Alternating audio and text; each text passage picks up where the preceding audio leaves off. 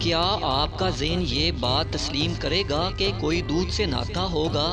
لیکن آپ یہ سن کر ضرور حیران ہوں گے کہ مصر کی قدیم ملکہ کلوپترا اپنی خوبصورتی اور جوانی کو چار چاند لگانے کے لیے گدھی کے دودھ سے نہایا کرتی تھی۔ قدیم زمانے میں کلوپترا مصر کی ملکہ کو خوبصورتی کا عظیم شکار سمجھا جاتا تھا۔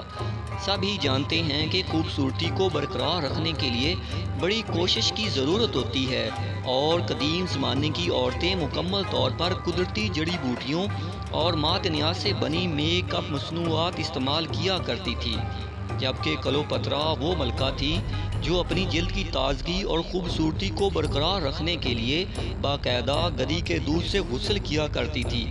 اس روزانہ غسل کے لیے دودھ کی کافی مقدار میں ضرورت ہوتی تھی، اور یہ ضرورت تقریباً 700 گدھیوں کے دودھ سے پوری کی جاتی تھی۔